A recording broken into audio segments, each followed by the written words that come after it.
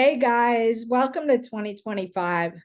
It has been a while since I've done a video, but today what I would like to talk about is connectedness.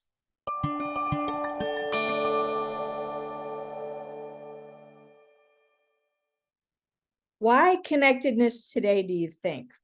Well, I was watching a replay of Fire Aid, the concert put together for the LA firefighters, all of those surviving the fires who've lost their homes for short-term and long-term finances. All the proceeds went to their aid. So I can't remember who said it, and I think many people may have said it, but one person said, hey, in crisis, America comes together.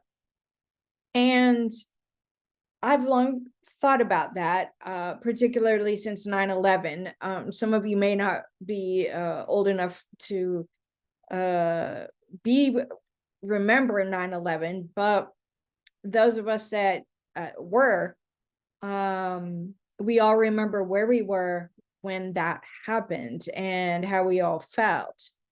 Now, I've always taken that moment and that period of time and globally watched when a crisis happens in any part of the world, regardless of what it is, whether it's an earthquake, tsunamis, fires, natural disasters is what I'm speaking about here, hurricanes, typhoons, things like this, how communities come together and always promise to support one another and fight, and we will lift and we will rebuild.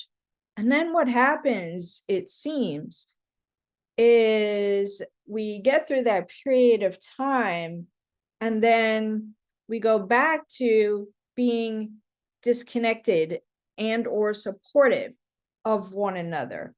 And I've always wondered, like, why is it we cannot keep that sense of being where we're connected, where we're supporting one another, our communities? We go back to living to the way we were, and at it becomes as though we haven't learned anything from that lesson. So I would put this out there to you today, because many of you probably listen to other individuals like me, who talk about how we're all connected. The spirit world brings it up often. And that's important to keep in mind, because essentially, and some of you may not like this phrasing, but essentially, to a degree, we're all brothers and sisters, if you will. So what do I mean by that?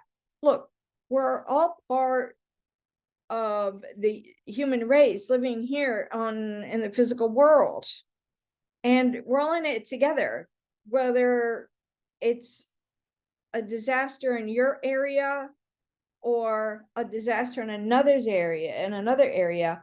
It's all affecting each one of us differently.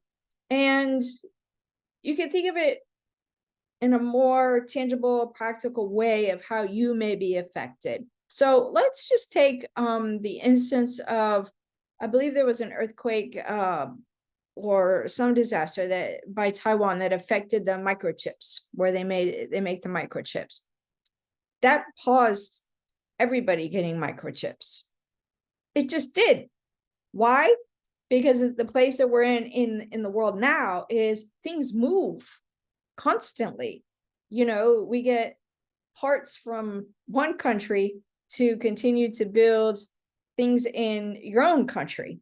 Doesn't matter where you live or areas I'm speaking about, but it's all connected.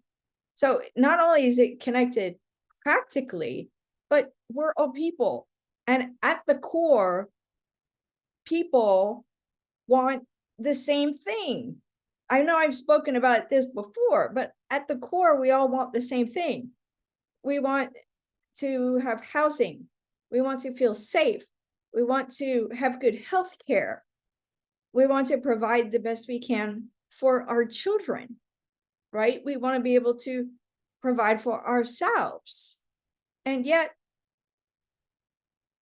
from history, way back when to now, we are still contending with those very same things. Nothing appears, notice my language here, nothing appears to be changing.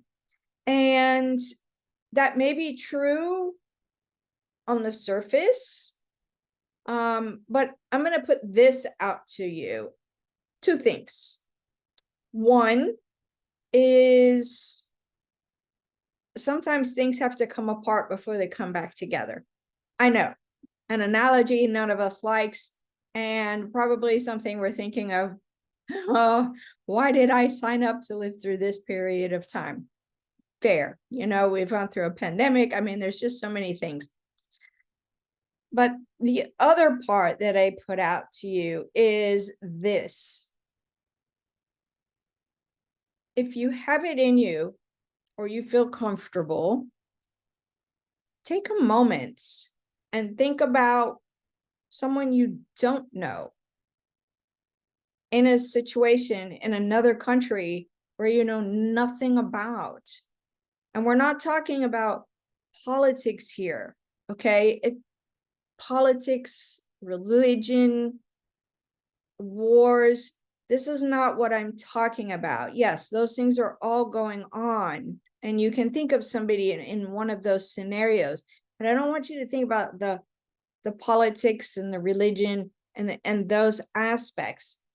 What I'm asking you to do is put yourself for a moment in somebody else's shoes, and what might that feel like to you? And then when you're finished with that, look at all the areas where you can find some gratitude for what you may have, even if it's a tiny little shelter, even if it's you have a piece of bread to eat. I'm not suggesting that we're comparing. What I'm suggesting or trying to put out there is, let's have some compassion for anyone and everyone globally. If it's easier for you to start with your community, because it's very common that within communities, we have some that have more finances than others, or different circumstances that are, I don't know, make things easier to live with, whatever the scenario, take that out to a global level. And you may wonder why. Well, here's why. Energy travels. And whether you can process that sense of that we're all connected or not,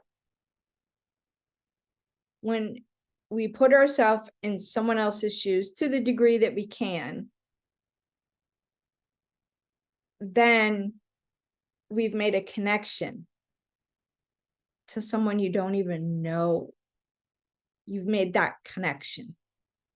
And once you've made that connection, perhaps some compassion may come out of it. It's not a long practice or an exercise to do, but once you have done it,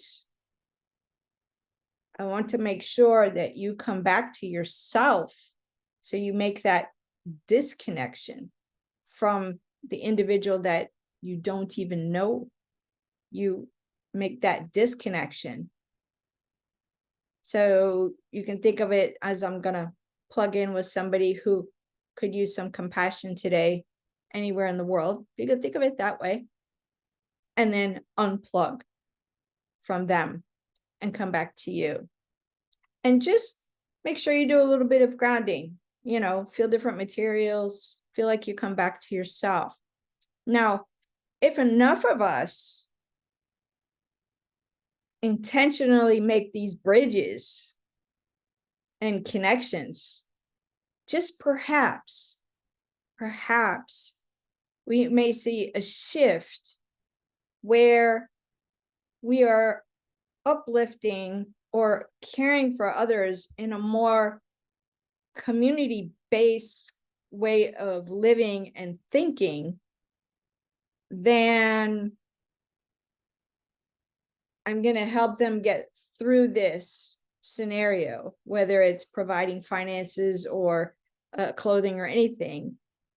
And then once that scenario is settled, okay, we move back on to life. Just by making that connection of compassion can actually change slowly, but it can make a change not only in the way that we think, but what we might be providing for someone else who might then receive it energetically and just feel like, okay, I can get through today. They won't know why. But it will reach the person it's intended to reach, or the people it is intended to reach. So I kind of put that out there as a challenge. It's something I've been doing for years myself, in a slightly different way, but very similar to what I'm saying here. And so take it if you will, agree with it, disagree with it, try it, don't try it. I myself would really, really like to see globally the physical world that we're all surviving in become more community-based, if you will. So that's what I wanted to talk to you about a little bit today. And I know it's not an easy thing, but if you're willing to do it along with me, because this is something I do fairly regularly. I don't really talk about it, but I do it fairly regularly. And if you're willing to do it along with me, perhaps we can see some changes come about over the course of the next couple of years. One never knows, right? One never knows. But what I do know is energy and prayer and connection reaches where it needs to be. That I do know. It reaches where it needs to be. And perhaps you'll get a little touch of it back yourself in a different way too. So that's what I wanted to talk about today. And in the meantime, I look forward to our next video. I won't go into why it's taken me for so long to do a video for you guys, but I'm also we will be posting when I'll be doing some lives as well. Okay. I know I've talked about it before, but I had some family health issues that I had to take care of and be a part of. And so I look forward to being more regular back with the videos again, because I really love you guys. So take good care of yourselves in the meantime. Okay. And thank you for putting up with me in this conversation. If you at least got partway through the video, I really appreciate that. So much compassion to you in whatever your circumstances may be. And I do mean that from the bottom of my heart. Take good care. See you again soon.